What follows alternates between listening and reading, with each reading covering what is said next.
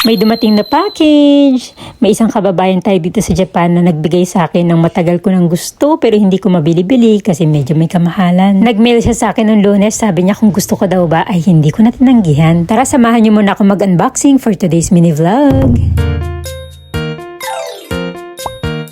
Minasan, konnichiwa, Aira Des, your full-time mom here in Japan. So ngayong araw nga, pinadalan tayo ng package ni Miss Marlene Valdez Kuramochi. So friend ko po siya sa Facebook at nagulat niya ako na nag-mail siya at tinatanong kung gusto ko daw ba nito. Ano ba kasi yan? Sabihin mo na, nakakabwisit ka. Ay sorry naman, gusto ko lang magpaligoy-ligoy. Parang yung mga napapanood ko dito sa may mga social media, yung ang haba-haba ng sinasabi, tapos pagdating sa dulo, wala namang kwenta, ganun. Joke lang. Ayun na nga, binubuksan ko na nga, maghintay ka. So ito nga po natanggap natin na package ay Hina Kazari. So dito po kasi sa Japan, every 3rd of March ay sineselebrate ang Hina Matsuri. Sa English po, tinatawag nila yung Doll Festival or kaya naman Girls' Day or Araw ng mga Batang Babae. Karamihan po dito sa Japan na may mga anak na babae ay bumibili talaga sila ng mga ganitong klaseng dolls or kung tawagin ay Hina Ningyo at idinidisplay nila sa celebration ng Girls' Day. So isineselebrate nga po to dito sa Japan every year para yung mga batang babae ay magkaroon ng maayos na kalusugan, kasiyahan at magandang kinabukasan. Disclaimer lang, hindi po sila mga god or hindi sila mga Diyos, hindi sila sinasamba.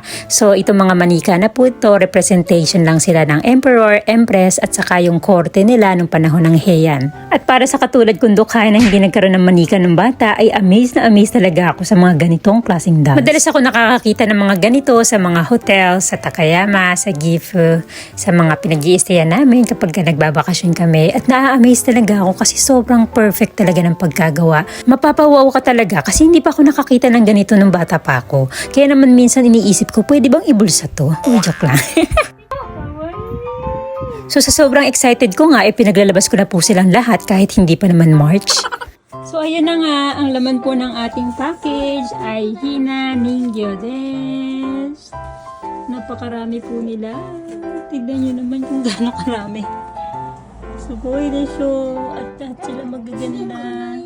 So ang plano ko talaga ay ibalik sila sa lalagyanan, kaso nga lang nung nakita ni Hapon, sabi niya dahil hima naman daw kami or wala naman daw kaming ginagawa, i-display na daw namin. Kapag ka nag-set up ako ng Christmas tree ng November, sabihin niya maaga pa yun. Pero kapag ka Hina Matsuri, kailangan 5 months before naka-display na.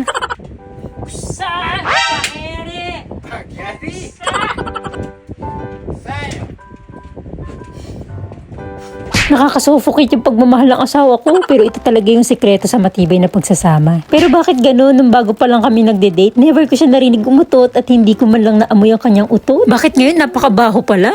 Change topic na nga tayo, baho ng usapan na yun eh. So, tinulungan lang tayo ni Dao Mingchi na ikabit itong patungan ng mga dolls natin, tapos bumaba na siya para magpaligo ng mga bata.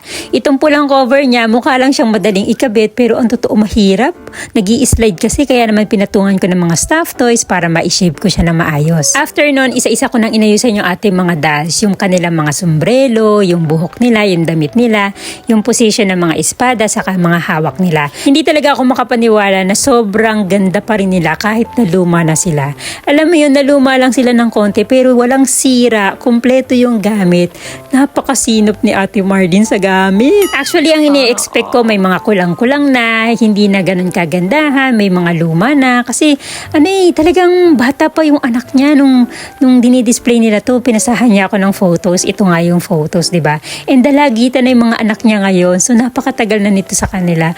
Pero sobrang ganda pa rin. Kaya naman kailangan ko tong ingatan at pahalagahan at hindi pahawakan sa mga malditong iri. Baka mamaya makita ko si Misaki siyang bit-bit yung ulo, tapos yung mga kamay nakakalat sa paligid. Ay naku, sasabunutan ko sila magkakapatid. Ay pero behave naman yung mga bata. Kapag sinabihan mo naman sila na wag nilang hawakan, mga 100 beses ganyan, makikinig naman sila. So pagkatapos nga ni Dao Mingchi magpaligo ng mga bata, ay tinulungan na naman tayo niyang magsalansan ng mga dolls. At sa sobrang excited na nga niya, ay hinatak-hatak niya yung patungan at isinaksak na niya yung ilaw. Ay sinasabi ko naman talaga sa inyo, mas excited pa talaga siya sa akin. So maya-maya pa nga nagdatingan na yung dalawa at tutulong daw sila. Happy naman ako kasi maganda yung kanilang intentions na pagtulong, kaso nga lang mas worried ako na makasira sila dito. Pero in fairness, tumulong naman talaga sila at ingat na ingat sila sa bawat piraso nito. Inabot din kami ng ilang oras sa pagsasalansan kasi nga bawat isang manika kailangan mong ayusan. Bukod pa ron, marami pang accessory sa baba. Kung wala nga tong instruction ay baka hindi namin maintindihan kung paano to ikabit. At makalipas ang ilang oras, ito na po ang ating Hina Kazari.